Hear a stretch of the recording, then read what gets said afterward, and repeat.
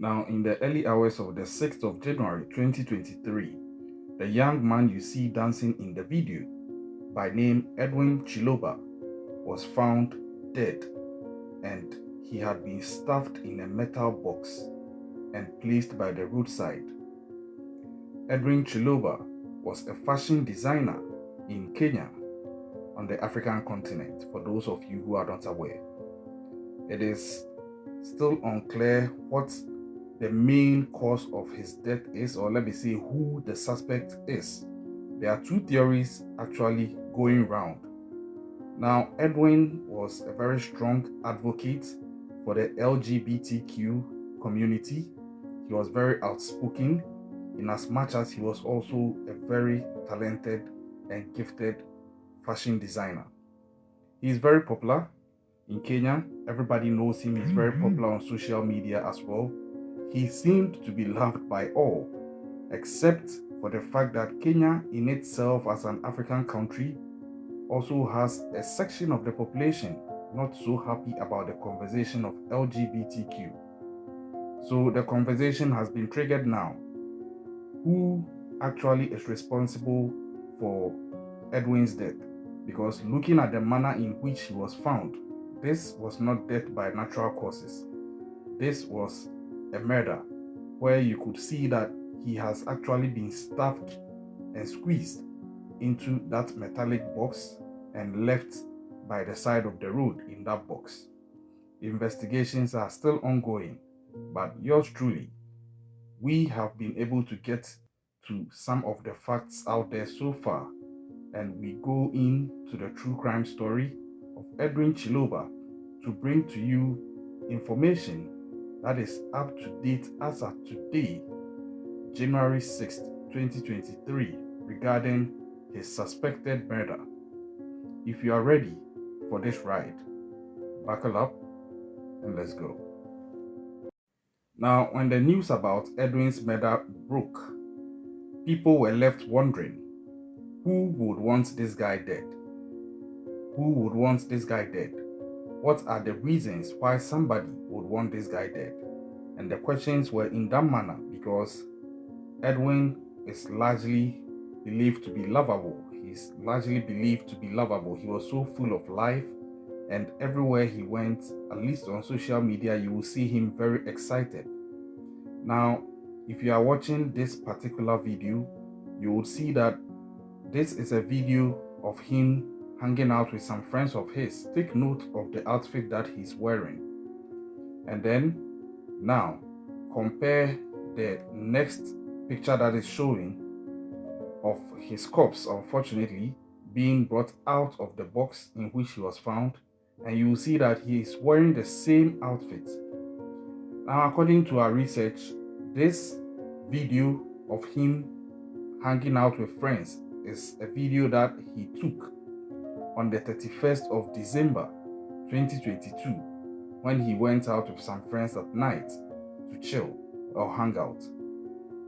And it's suspected that he was killed after that outing. Hence, you will see that he hasn't even changed his outfit, and that the same outfit that he went out with on the 31st of December 2022 is the same outfit that is being donned by his corpse. So the question was left begging, who is responsible for the death of Edwin? Now, there are two theories out there, like I explained earlier. This is the first one. Edwin Chiloba is popularly known to be a strong activist of gay rights. He's a strong activist for the LGBTQ community. And for those of you who are familiar with the annals of the African culture and customs, most, if not all, African countries frown on this practice. So it is safe to say, and has actually been established, that it's not everyone who may have actually been fond of Edwin. There are people who loved him for everything he was and stood for, and there are people who loved him maybe for his fashion, but were not so enthused about he actually advocating for LGBTQ rights. Now, Kenya as a country has actually had instances which goes to show as evidence that they do not actually support this LGBTQ movement as it is. One of them is not so long ago in 2022, where a lesbian was murdered. And so linking these two things and the kind of culture that permeates as far as LGBTQ issues are concerned, the first theory out there is that Edwin most likely was killed because of his advocacy for the LGBTQ community. Now, this is a fresh case that is still unfolding, and investigations are still ongoing. But then, so far so good. Per the facts that have been gathered, nothing suggests that that was the reason why he was actually killed. We are waiting to see what the police would bring out finally, but at least per preliminary evidence and things that have come out from the ongoing investigation, there is nothing to suggest so far that Edwin Chiloba was actually murdered because of his advocacy for LGBTQ rights. This, however, has not stopped people from getting on social media to advocate that that is the reason why he was actually killed. I understand and respect the sensationalism that comes up when things like this happen. But I also think that it is very wise that we don't get ahead of ourselves and begin to steer the narrative away from what is actually the fact. So as it stands now, investigations haven't been able to corroborate that claim or suspicion by some people that Edwin was killed because of his LGBTQ activism. And rightly so, I understand why people may feel that way, given that not so long ago, a lesbian was actually killed in Kenya. But this is the second theory, and this theory would have some backing to it so far. So, according to reports, a friend of Edwin has been arrested by the police. And this friend of his is a friend that, according to sources, was really close with Edwin. They did a lot of things together to the point that they actually stayed together. And it was reported that they went out together on the 31st of December, and then they came back together, as was normal per their friendship. But when the body of Edwin was found, and it was seen that he had been stuffed in a metallic box, a green metallic box, the news went round, the pictures went round, and that is when you have people coming out of the woodwork to come and tell the police what they have seen. And I believe that it's good that informants come out, witnesses come out, people who think they know something which may help crack the case also come out. And rightly so, somebody did. It turns out that there is somebody who was also in the household where Edwin and his friend was. And it's reported that this person is the caretaker of that residential apartment. And according to that person, when they came back from town on the 31st of December, they overheard a serious argument coming from the apartment where Edwin and this so-called friend of his was. This argument seemed very heated and tense and would go on for some time, but they didn't know exactly what it was about. Then, according to this person, he heard somebody scream. The scream lasted for some seconds and then there was silence. And then everybody just moved on into the next day. And the next morning, they saw his roommate, this friend of his, carrying that green box, that same metallic box that Edwin would later be found in. This eyewitness is saying that he had seen his friend also with the same box, and he saw this friend with the same box just around the time that, as the caretaker and also other neighbors with him had detected that a stench was coming from the apartment that was being shared by Edwin and this friend of his.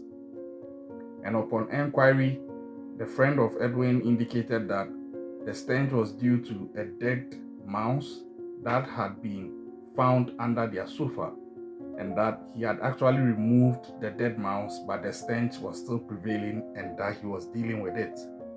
He went on further to indicate that they were even moving from the apartment. So, to go further, or before I even go further, I have some questions. You know, in Western countries, when people are arguing, mostly you would see that neighbors would come in, at least to knock and check if everything is okay. I think that some of these things, someone may interpret it as, hey, mind your own business. But I think some of these things go a long way to help prevent some things that could get out of hand.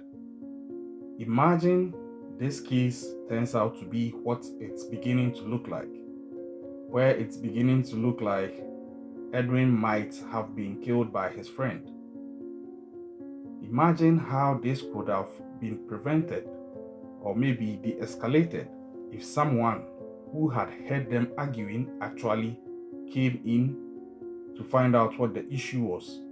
Because after all, they have a right to ask. It's called disturbance of public peace.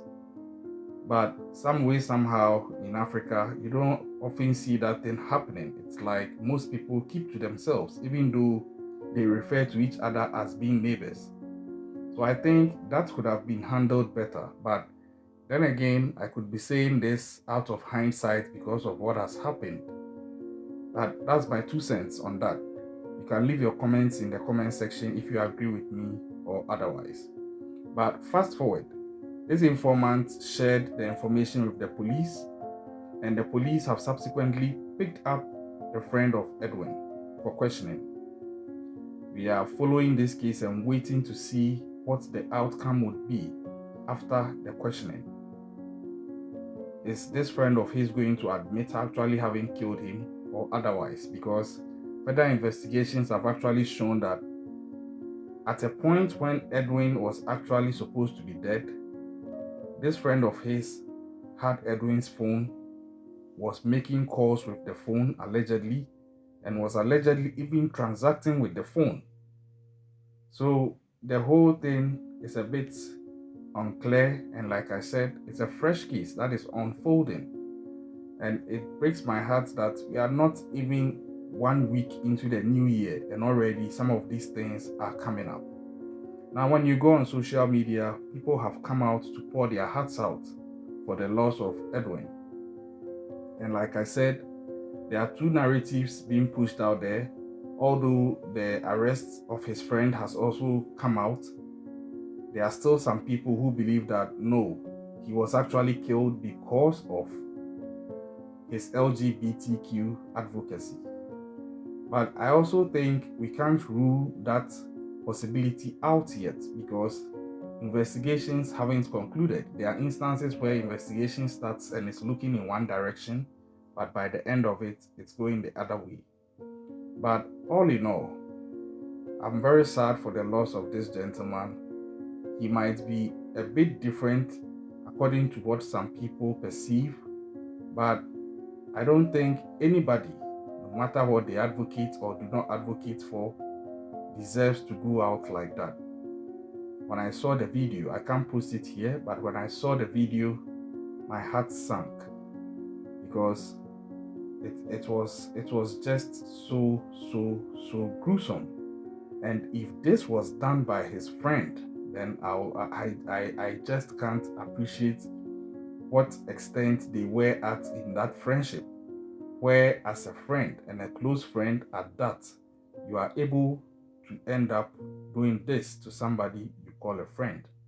But then again, if our true crime stories are anything to go by, We have seen instances where people who have been able to get others to believe they are friends have ended up being their worst enemies, and sometimes have even been the major threat to their life.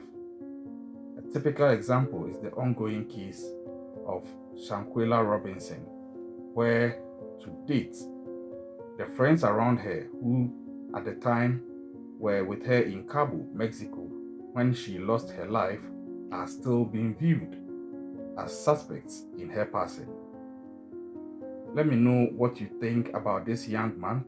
If you haven't heard about him already, if you've heard about him already, let me know what you think. What do you think is the cause of his murder, or is the reason for his murder? Leave your comments in the comment section. Thank you for subscribing. Catch you another time and stay safe out there.